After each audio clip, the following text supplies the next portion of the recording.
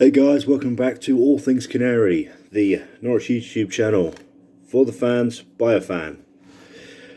This is a little bit of an interesting video we're going to do. We've got some update news on contracts. Obviously, I would like to cover the Kenny Coker, move, but he, as an under 18, he's signed from Southend United. Played in Norwich's under-18 game against Villa a couple of days ago and got the assist for the second goal. He looks like he's a good talent, and welcome to the club, Kenny. But obviously the big news today is the contract extensions, which are apparently going to be coming up for Stuart Webber and Daniel Farke. As many of you will know, Farke and Webber's contracts are both due in 2022, at which point they will become free agents and able to go wherever. This has left a lot of fans with a little bit of worry behind them, especially since there was a couple of Bundesliga clubs that were looking around, especially at Farke, and Stuart Webber was potentially saying that he was going to leave as well. That's now been flipped on its head today. Just after 5 o'clock, the Pink 'Un post an article saying, after a meeting with Stuart Webber, supposedly, according to Stuart Webber himself, Daniel Farke is on the verge of signing a new contract, and he himself is more than open to extending his stay. This is a breath of fresh air to Norwich fans, who can now sort of calm themselves a bit about the potential of Farke and Webber moving on. Now, this doesn't confirm anything. We won't have any confirmation until the club officially says, all right, we've got new contracts on the table, here they are. All I would say is, do whatever you can to keep both of these men at the club, right? In the time that I've been alive, I've never seen the club in as good a shape as it has currently been, all right? We're not in debt. We are striving back towards the Premier League. We're building a massive squad. We've got players that are commanding massive fees. Last night there's tips for Bundia to move to Villa. That's been tipped at 35 million. The Aarons to Everton has been tipped at 25 million. Even if these deals happen, which there isn't a chance, which there is a chance that they won't. Sorry. We are creating something here. We're creating something with momentum behind it that can go forward and can just keep going and going and going and going. The youth academy, we are pulling through some hell of talents, right? We've got the likes of Omar Mamdele, who's obviously come through. You've got Campbell that's come through. Aarons came through. Lewis came through. Godfrey came through. They all came through the academy. We've got this club on the right track. And these two have been absolutely crucial to that success.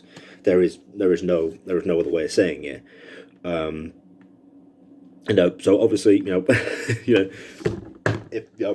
put the contract on the table, say to him, right, how many figures do you want? And he's entitled to sign that. Okay, from my perspective, all right. Here's the thing: the last 4 years, especially the last 3 years, there's been ups and downs, right? You were going to get that, okay. But I have not seen us playing such fantastic football as in the entire time that I've been watching the club, right? We played a style of football that when we went to Ellen Road 2 years ago, we beat Marcelo Bielsa's Leeds United side, right? That result, okay.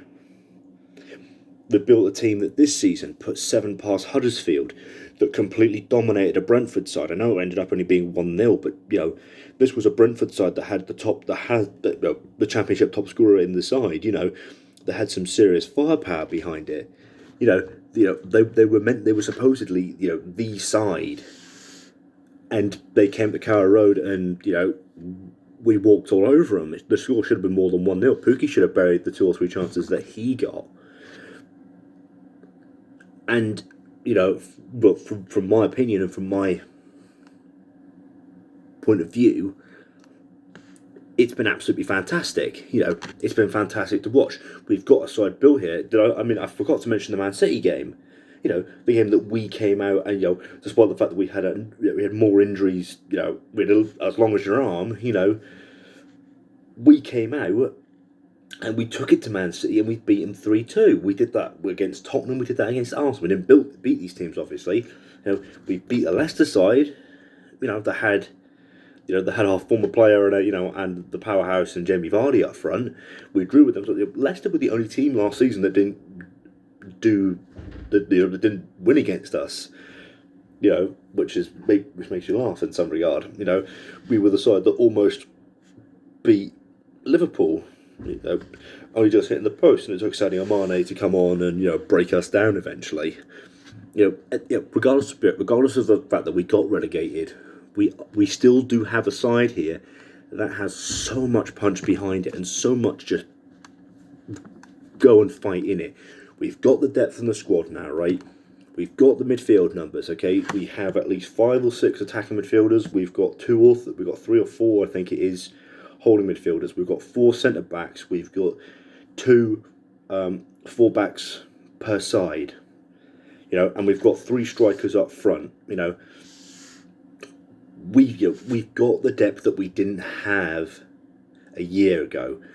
Going into the Premier League, the links that we've been tied with already, okay, I'm not gonna speculate anything at the moment, okay? We can't speculate anything. But we've got the depth, we've got the tactics, we've got the manager, we've got the sports director, right? It would be very, very, very hard to turn around and say, Farke doesn't deserve another contract. If you look at the list of managers, right, that worked for Norwich City over the last sort of decade, and you see where a lot of them are now, the likes of Paul Lambert. Okay, let's be honest. I'm looking at Paul Lambert here in particular. Paul Lambert was with us, went to Aston Villa, couldn't hack it, is now in Ipswich. Who else is there? That guy the guy who manages Preston. I can't remember his fucking face. Excuse my French. But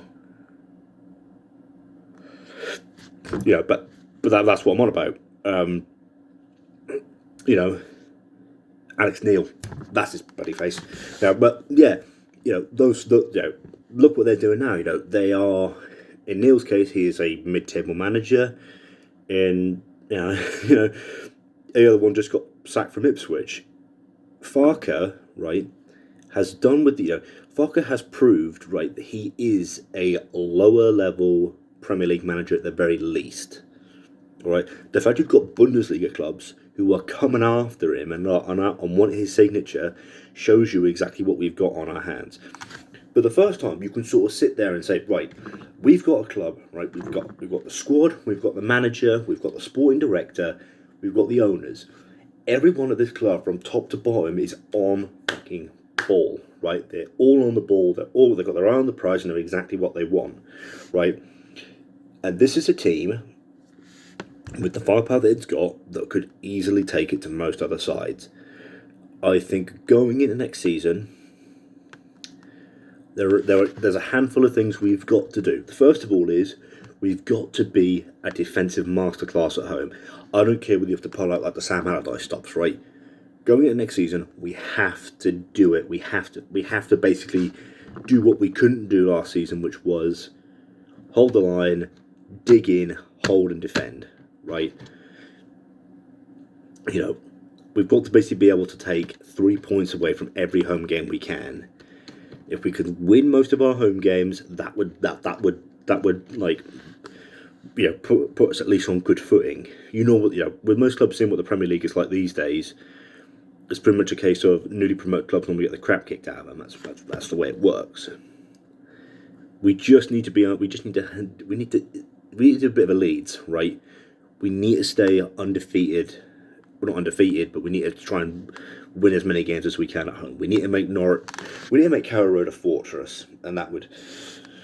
But that's looking to the Premier League. The point is that in the last 4 years of the two men being here, we have had 2 promotions, 2 titles, 1 relegation, and we've had an FA Cup run that even gave me legitimate hopes. We've had some incredible stuff happen to us. And it's down to these two, right? Yeah, obviously you've got the players on the pitch who actually put the shift in, but when you've got the management behind it, and when you've got the sporting director who can pull the funds out to do this, it makes life easy. You know, for me, I think that that's it. As the Pinkin has reported, Farker is supposedly on the verge of signing a new contract, and Stuart Webber has said he is open to it. I don't care what you have to do, right? You put a pair of contracts on on the table, right, so that you can tie these guys down for as long as possible. All right, I would be more than happy with Farkas doing a bit of a doing a bit of an Alex Ferguson and spending like the rest of his managerial career here, right? Because the way he plays, the style of football he plays, some people call his his attacking philosophy, naive, especially after last season. Yeah, would you call this season naive? I wouldn't call this season naive. I'd call this season pretty damn good. I'd call this season rock solid. But I think we did. I think we conceded just over 30 goals in this league, right? You know, with teams like with the firepower that was in this division, it this season has shown that Norwich are more than capable of pulling out all the stops and doing what they've got to do to get the job done. I'm very happy with the potential of Farker now signing a new contract. I'm very happy to see that Stuart Webber might potentially be signing a new contract. This is a good move for Norwich, right? This is a very good move for Norwich, and I'm very, very happy to see this. I want to know what you guys, however, think about it, right? Comment down below what you think about the new the potential new contracts. Like, share, subscribe, do all that good stuff. Yep. Obviously, if you want to keep in touch with the channel, hit that bell notification. Just do what let's get this channel to where it needs to be. Like Norwich City, we get it up there. All right. So enjoy the rest of your evening. Come on, you yellows.